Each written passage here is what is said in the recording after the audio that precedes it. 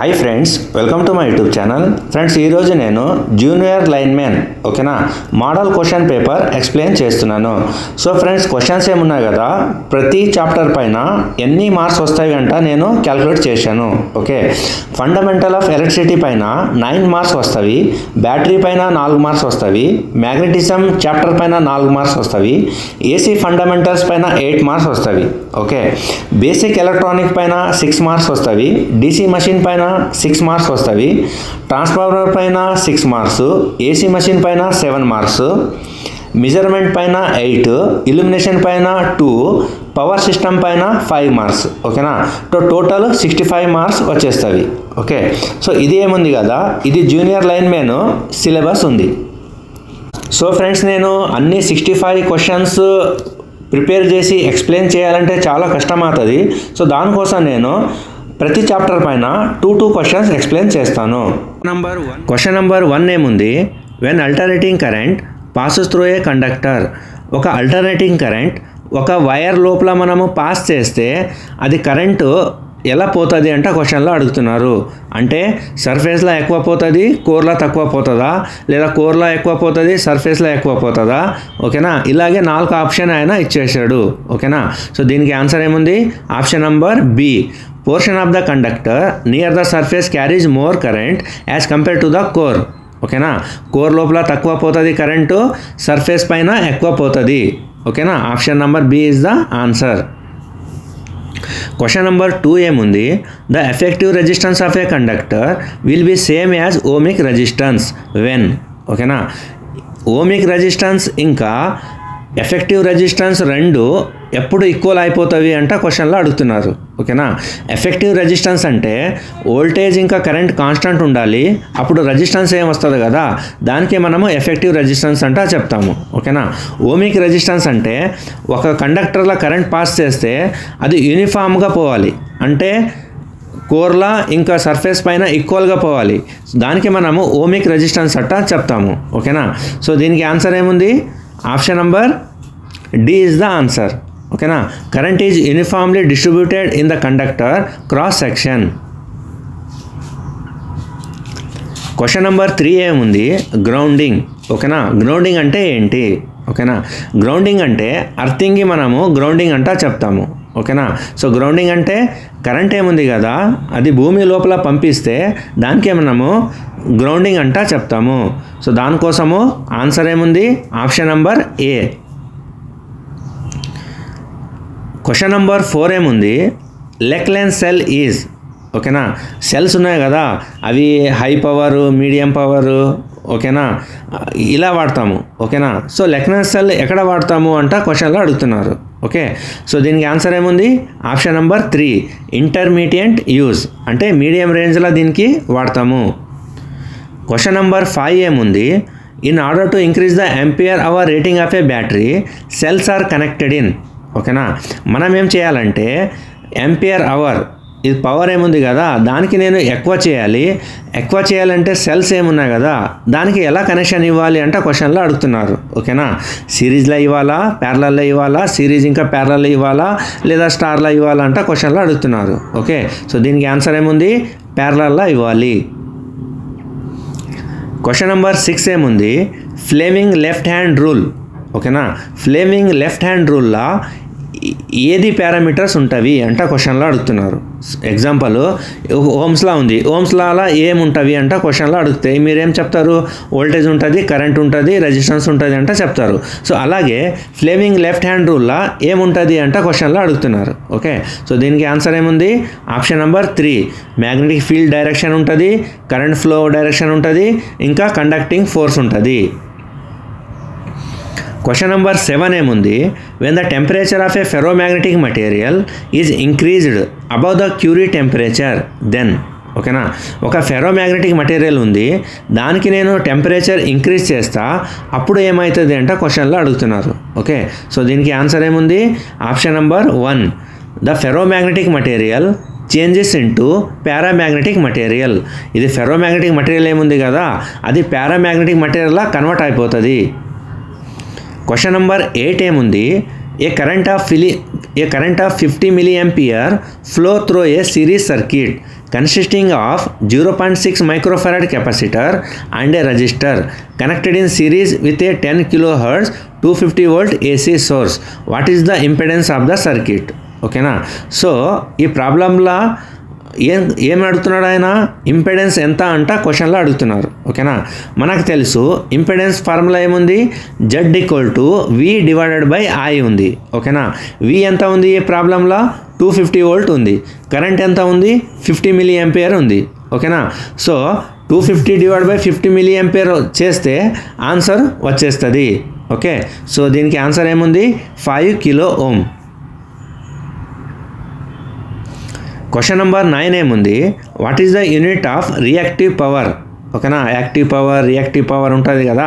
So reactive పవర్ది unit ఏంటి అంటే క్వశ్చన్లో అడుగుతున్నారు. సో దీనికి ఆన్సర్ ఏముంది, volt ampere reactive. Option number C is the answer. Question number 10 ఏముంది, which of the following is not a bilateral element. Bilateral అంటే suppose ఒక రెజిస్టర్ ఉంది.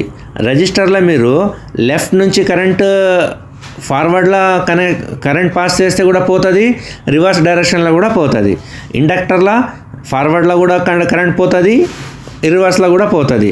అలాగే కెపాసిటర్లో కూడా కరెంట్ ఫ్లో అయిపోతుంది. అంటే 2 డైరెక్షన్లో కరెంట్ ఫ్లో అయిపోతుంది. కానీ డయోడ్లో ఓన్లీ 1 డైరెక్షన్లో ఓన్లీ 1 డైరెక్షన్లో కరెంట్ ఫ్లో అవుతుంది. ఓకేనా. 2 డైరెక్షన్లో కాదు. ఓకేనా. సో దానికోసము ఈ క్వశ్చన్కి ఆన్సర్ ఏముంది, డయోడ్. ఓకేనా. సో డయోడ్ ఏముంది కదా, ఇది బైలాటరల్ ఎలిమెంట్ లేదు. ఓకే. క్వశ్చన్ నెంబర్ 11 ఏముంది, which of the following frequencies has highest longest period. ఓకేనా. సో ఇక్కడ 4 ఆప్షన్స్ ఉన్నాయి ఫ్రీక్వెన్సీ. దీనిలో లాంగెస్ట్ పీరియడ్ ఏ ఫ్రీక్వెన్సీకి ఉంటుంది అంటే క్వశ్చన్లో అడుగుతున్నారు. ఓకేనా. మనకు తెలుసు ఫార్ములా ఏముంది, longest period T = 1 divide by F ఉంది. ఓకేనా. సో 1 డివైడెడ్ బై ఎఫ్ అంటే ఇప్పుడు ఫ్రీక్వెన్సీ తక్కువ ఉంటే పీరియడ్ ఎక్కువ అయిపోతుంది. ఓకేనా. సో ఇక్కడ ఫ్రీక్వెన్సీ తక్కువ ఏ ఆప్షన్లో ఉంది, ఆప్షన్ నెంబర్ ఏలో ఉంది, 1 హెర్ట్జ్ ఉంది. ఓకేనా. సో ఫ్రీక్వెన్సీ తక్కువ ఉంది, దానికోసము పీరియడ్ ఇంక్రీజ్ అయిపోతుంది. క్వశ్చన్ నెంబర్ 12 ఏముంది, which one of the following material is used to construct the field of a DC generator. ఓకేనా. ఫీల్డ్ అంటే ఏంటి, ఫీల్డ్ అంటే వైండింగ్. సో వైండింగ్ మనం ఏ మటీరియల్ నుంచి చేస్తాము, కాపర్ మటీరియల్ నుంచి చేస్తాము. ఓకేనా. సో దీనికి option number B is the answer. Question number 13 ఏముంది, the rotational speed of a DC shunt motor can be increased above its full speed by. ఓకేనా. So DC shunt motor మీకు తెలుసు, ఒక armature ఉంటుంది, దానికి ప్యారలల్గా ఒక ఫీల్డ్ వైండింగ్ ఉంటుంది. ఓకేనా. సో ఆర్మేచర్ ఎక్కువ స్పీడ్ తిరగాలంట. ఎక్కువ స్పీడ్ తిరగాలంటే ఏం చేయాలి, కరెంట్ ఎక్కువ పంపించాలి. కరెంట్ ఎక్కువ పంపించాలంటే ఏం చేయాలి, ఆ ఫీల్డ్ ఏముంది కదా అక్కడ రెసిస్టెన్స్ ఎక్కువ చేయాలి. రెసిస్టెన్స్ ఎక్కువ చేస్తే కరెంట్ ఆటోమేటిక్గా తక్కువ పోతుంది. ఓకేనా. అంటే షంట్ ఫీల్డ్కి కరెంట్ తక్కువ పోవాలి, అప్పుడే ఇది రోటర్ ఏముంది కదా అది స్పీడ్గా తిరుగుతుంది. ఓకే. సో దీనికి ఆన్సర్ ఏముంది, option number 4 decreasing the field current. ఓకేనా. అది ఫీల్డ్ కరెంట్ పోతుంది కదా, దానికి తక్కువ చేస్తే ఆటోమేటిక్గా ఆర్మేచర్ స్పీడ్ ఎక్కువ అయిపోతుంది. క్వశ్చన్ నెంబర్ 14 ఏముంది, ఏ 3300 bar 250 volt 50 hertz single phase transformer is built on a core having an effective cross sectional area of 125 cm². Okay. To turn on the low voltage winding, the number of turns on the high voltage winding is. ఓకేనా. ఇక్కడ ఏమి ఇచ్చాడంటే ఆయన మీకు voltage E1 ఇంకా E2 ఇచ్చేసాడు. ఓకేనా. So area కూడా 125 cm² ఉంది. ఓకేనా. ఆయనకి ఏం కావాలంట, ఆయనకి టు టర్న్ ద వోల్టేజ్ లో వోల్టేజ్ సైడ్. లో వోల్టేజ్ అంటే N2. ఓకేనా. సో N2 అంటే నంబర్ ఆఫ్ టర్న్స్. N2 ఎన్ని ఉన్నాయంట క్వశ్చన్లో అడుగుతున్నారు. ఓకే. సో ఇది ఎలా కనుక్కోవాలంటే ఆన్సరు, సో మీకు తెలుసు కదా క్వశ్చన్, ఇది V2 divided by V1 = N2 divided by N1 okay equals to K. ఇది ట్రాన్స్ఫార్మర్ రేషియో ఫార్ములా ఏముంది కదా, ఆ ఫార్ములా యూజ్ చేస్తే ఆన్సర్ 924 వచ్చేస్తుంది. ఓకేనా. సో దీనికి నేను ఇంకా ఒక వీడియోలో డీటెయిల్గా ఎక్స్ప్లెయిన్ చేశాను. ఈ వీడియోలో ఎన్ని క్వశ్చన్స్ ఉన్నాయి కదా, నేను దానికి డీటెయిల్గా ఎక్స్ప్లెయిన్ చేశాను. ఆ వీడియో కూడా మీరు చూసుకోండి. ఓకే. క్వశ్చన్ నెంబర్ 15 ఏముంది, a transformer with 800 primary turns and 200 secondary turns is supplied from a 100 volt AC supply, calculate the secondary voltage. ఓకేనా. ఇది కూడా same formula, E2/E1 = N2/N1 = I1/I2 = K. ఈ ఫార్ములా యూజ్ చేస్తే answer వచ్చేస్తుంది. ఓకేనా. దీనికి కూడా నేను సపరేట్ వీడియోలో ఎక్స్ప్లెయిన్ చేశాను. ఓకే. సో దీనికి ఆన్సర్ ఏముంది, 25 volt. Option number B is the answer. Question number 16 ఏముంది, if a 4-pole induction motor has a synchronous speed of 1500 RPM then the supply frequency will be. ఓకేనా. సో మీకు తెలుసు formula ఏముందంటే F = PN/120. Okay. ఆ formula use చేస్తే మీకు answer వచ్చేస్తుంది. దీనికి ఆన్సర్ ఏముంది, 50 Hz. Option number 3 is the answer. Question number 17 ఏముంది, which of the following motor is used in a household refrigerator. మీ ఇంట్లో రెఫ్రిజిరేటర్ ఉంది కదా, సో దానికి మనము ఏ మోటార్ వాడతాము అంట క్వశ్చన్లో అడుగుతున్నారు. సో అందరికీ తెలుసు మా ఇంట్లో ఏముంటుంది, సింగిల్ ఫేస్ సప్లై ఉంటుంది. సో దానికోసం సింగిల్ ఫేస్ ఇండక్షన్ మోటార్ మనము వాడతాము. Option number 4 is the answer. Question number 18 ఏముంది, how is an emitter is connected to measure A device current. ఓకేనా. మీకు కరెంట్ మెజర్మెంట్ చేయాలి. సో ఎమిటర్ మనము ఎలా కనెక్షన్ ఇస్తాము అంట క్వశ్చన్లో అడుగుతున్నారు. ఓకేనా. సిరీస్లో ఇస్తారా, ప్యారలల్లో ఇస్తారా, లేదా అక్రాస్ ఇస్తారా, లేదా డెల్టా ఫార్మేషన్ చేసి ఇస్తారంట క్వశ్చన్లో అడుగుతున్నారు. ఓకేనా. సో ఎప్పుడైనా కరెంట్ మెజర్మెంట్ చేయాలంటే మనం ఎమిటర్ ఏముంది కదా, అది సిరీస్లోనే కనెక్షన్ ఇవ్వాలి. ఓకే. సో దానికోసం ఆన్సర్ ఏముంది, option number A, in series. Question number 19 ఏముంది, ద మూవింగ్ కాయిల్. ఓకేనా. In a dynamometer watt meter is connected. ఒక డైనమోమీటర్ వ్యాట్ మీటర్ ఉంది. ఓకేనా. ఒక వ్యాట్ మీటర్లో మూవింగ్ కాయిల్కి ఎలా కనెక్షన్ ఇస్తాము అంట క్వశ్చన్లో అడుగుతున్నారు.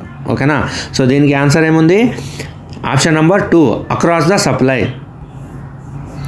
క్వశ్చన్ నెంబర్ 20 ఏముంది, in a power plant A reserve generating capacity which is operation but not in service is noun as. ఓకేనా. ఒక పవర్ ప్లాంట్ ఉంది, కరెంట్ జనరేట్ చేస్తారు కదా, ఒక పవర్ ప్లాంట్ ఉంది. ఆ పవర్ ప్లాంట్ ఏముందంటే రిజర్వ్లో ఉంది. రిజర్వ్ అంటే రన్నింగ్లో లేదు, ఎమర్జెన్సీ కోసము అదే రిజర్వ్ పెట్టారు. మీకు రిజర్వేషన్ చేస్తారు కదా మీరు టికెట్. ఓకేనా. ట్రైన్ టికెట్ రిజర్వేషన్ చేస్తారు కదా, సో అట్లానే ఒక జనరేటింగ్ స్టేషన్ ఉంది, రిజర్వ్లో ఉంది. అంటే ఇంకా యూజ్ చేయరు దానికి. ఓకే. ఎమర్జెన్సీగా పెట్టారు. సో అలాంటి జనరేటర్, అలాంటి మన పవర్ ప్లాంట్కి ఏమంటా చెప్తాము అంట క్వశ్చన్లో అడుగుతున్నారు. ఓకేనా. హాట్ రిజర్వ్ చెప్తామా, కోల్డ్ రిజర్వ్ చెప్తామా, స్పిన్నింగ్ రిజర్వ్ చెప్తామా, ఫర్మ్ పవర్ అంటే చెప్తామంట క్వశ్చన్లో అడుగుతున్నారు. ఓకేనా. సో దీనికి ఆన్సర్ ఏముంది, option number A, hot reserve అంట చెప్తాము. క్వశ్చన్ నెంబర్ 21 ఏముంది, which lightning stroke is most dangerous. ఓకేనా. వర్షం పడిన తర్వాత ఇది లైట్నింగ్ వస్తుంది కదా, ఓకేనా, థండర్ వస్తుంది కదా, దానిలో ఏది డేంజర్ ఉంది అంట క్వశ్చన్లో అడుగుతున్నారు. ఓకేనా. అది లైట్నింగ్ ఏముంది కదా, direct stroke on the tower top పైన పడితే డేంజర్ ఉందా, గ్రౌండ్ వైర్ పైన పడితే డేంజర్ ఉందా, లేదా లైన్ కండక్టర్ పైన పడితే డేంజర్ ఉందా, లేదా ఇండైరెక్ట్లీ డేంజర్ ఉందా అంట క్వశ్చన్లో అడుగుతున్నారు. ఓకేనా. మనందరికీ తెలుసు అది డైరెక్ట్ లైన్ వైర్ పైన. ఓకేనా. అది కరెంట్ ఏం వస్తుంది కదా, లైన్ RYB 3 ఫేస్ ఉన్నాయి కదా, ఆ లైన్ పైన డైరెక్ట్ పడితే డేంజర్ ఉంది. ఓకేనా. సో క్వశ్చన్ నెంబర్ 22 ఏముంది, the unit of illumination is. ఓకేనా. ఇల్యూమినేషన్ చాప్టర్ మీకు తెలుసు కదా, ఆ ఇల్యూమినేషన్ యూనిట్ ఏంటి అంటే క్వశ్చన్లో అడుగుతున్నారు. ఓకేనా. సో దీనికి ఆన్సర్ ఏముంది, లక్స్ ఉంది. ఎందుకంటే the lumen is the unit of luminous flux. ఓకేనా. Candela is the unit of luminous intensity. ఓకేనా. సో అలాగే the unit of illumination is lux. So దానికోసము ఈ క్వశ్చన్కి ఆన్సర్ ఏముంది, లక్స్. ఓకేనా. సో ఫ్రెండ్స్, మీరు ఏమైనా నాకు సజెషన్ ఇవ్వాలంటే కమెంట్ సెక్షన్లో సజెషన్ ఇవ్వండి.